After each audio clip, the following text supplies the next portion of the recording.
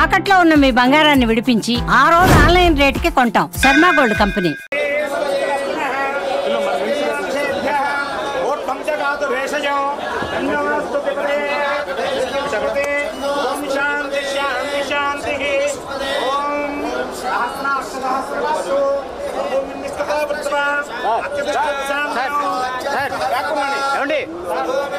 మంత్రి గారు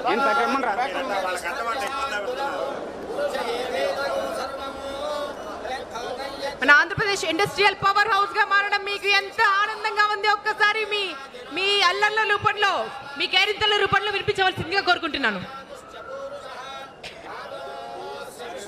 ఈ ప్రతిష్టాత్మకమైన ప్రాజెక్ట్ ద్వారా, ఈ ఎంటైర్ ప్రాజెక్ట్ ద్వారా 2,50,000 మందికి ఉపాధి, ఉద్యోగం లభించబోతోంది. ఈ ప్రాజెక్ట్ ద్వారా కొన్ని కోట్ల సంపద, కొన్ని లక్షల కోట్ల సంపద సృష్టించడం జరగబోతోందండి. ఆ కోట్ల సంపద మన దేశ భవిష్యత్తుకి కూడా ఉపయోగపడబోతుంది. ప్రపంచ పటంలో మన ఆంధ్రప్రదేశ్ని ఒక్కసారిగా తలెత్తుకుని చూసేలాగా, ప్రపంచం, విశ్వం మొత్తం మన ఆంధ్రప్రదేశ్ని తలెత్తుకుని చూసేలా చేయబోయేటువంటి ప్రాజెక్ట్ అండి ఇది. సో ఇంత గొప్ప project Reliance new energy integrated compressed biogas hub ఇక్కడ మన ప్రకాశం జిల్లాలో మన వెనుకబడిన ప్రాంతాన్ని ఎంచుకుని మొట్టమొదటి ఇంటిగ్రేటెడ్ ప్రాజెక్ట్ని ఇక్కడ స్థాపిస్తున్నందుకు మనస్ఫూర్తిగా మన ప్రభుత్వాన్ని అభినందిస్తూ మీ అందరికీ స్వాగతం పలుకుతున్నానండి. చాలా బ్యూటిఫుల్ ఈవెంట్ జరగబోతోంది ఈరోజు. పెద్దలందరూ రాబోతున్నారు, వారందరూ మాట్లాడబోతున్నారు. అండ్ ఈ ప్రాజెక్ట్ ద్వారా ఎన్ని లక్షల ఉద్యోగాలు సృష్టించబోతున్నాయో, దాని తర్వాత ఎలా కంటిన్యూ కాబోతుందో, ఎన్ని లక్షల కోట్లు మన రాష్ట్రానికి సంపదగా రాబోతోందో వివరించడానికి మన పెద్దలందరూ సిద్ధంగా ఉన్నారు.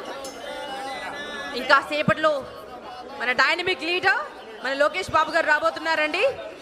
వారి కోసం మనం వెయిట్ చేస్తున్నామని ఒక్కసారి వినిపిద్దామా మీ చప్పట్ల రూపంలో?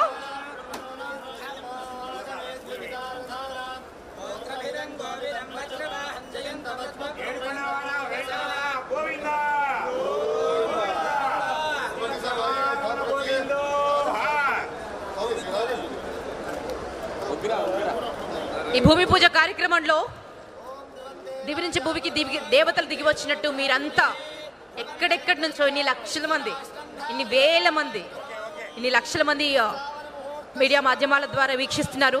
ఇన్ని వేల మంది ఇక్కడ ప్రజెంట్ అయ్యారు. మీ అందరికీ పేరు పేరున స్వాగతం పలుకుతున్నాం. మీరు ఎల్ఈడి స్క్రీన్ పైన చూడొచ్చండి, శంకుస్థాపన జరుగుతోంది. ఒక యజ్ఞానికి శ్రీకారం చుడుతున్నారు. సో మనస్ఫూర్తిగా మీరు వారిని అభినందించాలి. ఇంత ప్రెస్టీజియస్ ప్రాజెక్ట్ మన ఆంధ్రప్రదేశ్కి రావడం, ఒక తెలుగు బిడ్డగా, ఒక భారతీయ పుడిమిపై పుట్టినటువంటి బిడ్డగా గర్విస్తున్నాను నేను. ఇప్పటి వరకు మన జిల్లాల నుంచి చాలా రాష్ట్రాలకి ఉద్యోగ అవకాశాల కోసం యువత పరుగులు పెడుతోందని, ఇప్పటికీ పరుగులు పెడుతోందని, ఆ దారుణమైన పరిస్థితి నుంచి ప్రతి ఒక్కరూ కుటుంబంతో ఉంటూ దర్జాగా జీవితాన్ని జీవించాలని మన సీఎం సార్ ఎప్పుడు చెప్తుంటారండి.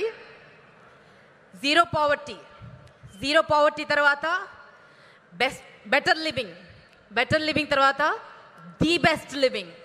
అలా అంచెలంచెలుగా ప్రతి పౌరుడు ఎదగాలి. తను మాత్రమే కాదండి, తనతో పాటు మొత్తం తను నమ్ముకున్న వాళ్ళందరూ, తను ఎవరికైతే ప్రజాప్రతినిధిగా ఉన్నారో వారందరూ సంక్షేమంతో ఉండాలి.